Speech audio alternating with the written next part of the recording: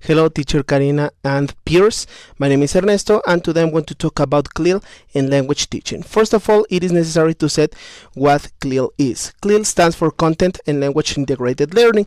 That means that, well, in this method, students are given language learning and subject learning at the same time. This means that, well, they will be acquiring the language or a second language at the same time they go over different subjects. This is more used in secondary school, but also it's implemented in elementary school and other post levels. All right, so well, basically in CLIL students learn both how to acquire a language and also learning about the subject. But in CLIL, the language is not acquired through the traditional formulas. It is acquired throughout different tasks oriented to different subject goals, such as chemistry, mathematics, etc. So, well, some principles and main aspects of this method is that, well, language is used for a double purpose: learn and communicate, as I mentioned before. Also, well, the subject matter is which determines the language needed to learn. For example, it is not the same language that will be used for a mathematics class and a biology class or geography class. It depends on the task and of course the subject. Also, well, in CLIL, the subjects, the kinds of activities are subjects-based vocabulary, texts and discussions which are implemented. So basically these are the kinds of tasks: speaking, reading, for example listening, but they use authentic materials. And well, also in a simple task or in a single task, students can practice, for example, dictation, which involves speaking and listening, and writing, and also collaborative work. Also, well, in CLIL, subject is taught in a simple, easy, and comprehensible way, avoiding repetitions, for example, analyzing sentences and formulas. So, well, for CLIL, this is completely avoided.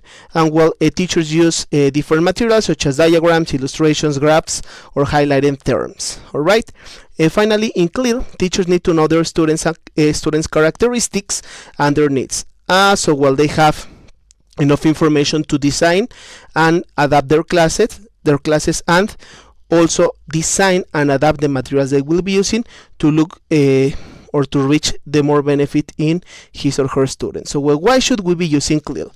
So, well, first of all, we should keep in mind that the ability to use any language goes beyond only knowing words and grammar, and also speaking perfectly. For CLIL, students are not required to know grammar perfectly or consciously, as well as speaking or having full command of speaking.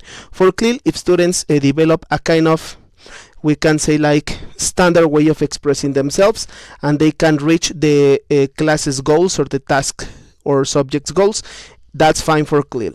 And also, well, they shouldn't really know grammar for expressing themselves. And also, well, there are several myths around second language acquisition related to the knowledge or the amount of knowledge in grammar to be able to communicate themselves. So, well, the main aims of CLIL are that, well, students acquire a second language using that third language, and at the same time they use the necessary skills to communicate. That can be that they can use the first and second language. And for CLIL, sometimes the use of the mother tongue is permitted, but only in specific circumstances. So here we should be careful that students avoid overusing it. All right. Also, students understand and value both cultures by learning through CLIL, because they are given different parts of or different aspects of the other culture, like Irish culture, English culture, etc. So they learn about both cultures. And also, well, through CLIL, students develop two kinds of skills: cognitive and social. So then, when we teach CLIL, we can talk about successful classes. So if we want to implement a successful lesson, we should combine and include, which is the 4 C's. The 4 C stands for content, which is the knowledge progression, as well as skills and understanding of specific elements of the curriculum. The second C stands for communication, which means using the language to learn and learn how to use the language. I mean, in which situation students will be using it. Also, well, the next C stands for culture, which means that students understand themselves, understand others, the life of the and customs and traditions of different countries, and all this involves, for example, feelings, collaborative work, and learning.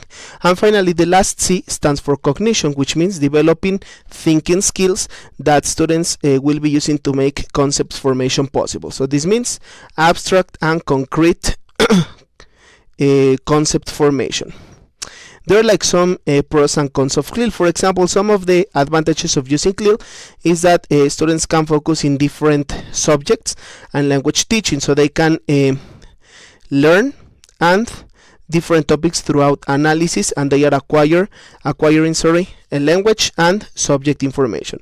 Also, CLIL fosters learning environment by using typical tasks, many aids and resources, and authentic material, so they know how to communicate in real situations. Also, the authenticity of topics and materials consider their needs, interests, and everyday language, which makes activities more meaningful and useful for them.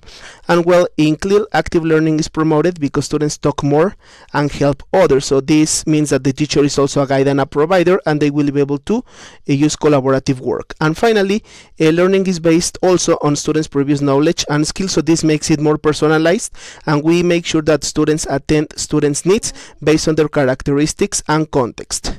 However, we have that CLIL can be complex, and also there isn't a single model to teach CLIL, so the context has to be considered. This sometimes involves a lot of work that students are not willing to do. So there's also some kind of thing related to language teachers versus subject teachers, because language teachers sometimes say that subject teachers do not have enough command of the language to teach CLIL, and subject teachers say that language teachers do not have enough knowledge or command of the subject to teach. So this is a kind of problem sometimes. And also new concepts may be hard to understand for students, which make them feel like stressed. And also CLIL may go against native language and culture, because they may be focusing, if we are not careful, in the culture of the other country, and can be little by little relegating their own culture. And finally, teachers sometimes lack of materials and training, which can interfere with a successful lesson. So sometimes, for example, in Mexico, we don't have a specialization at the university to become a CLIL teacher, so this can work against us. So finally, why is it important to give grammar to students in other ways which are not structures? I personally believe that if we make students repeat and analyze sentences, or using choral repetition, as I said, even if we introduce communicative activities later, students will know, yes, the grammar and identifying a verb form, an auxiliary, what is a verb, what is the word order. However, when they face a real situation, they won't be able to know how to do, or what to do, and how to do it, of course.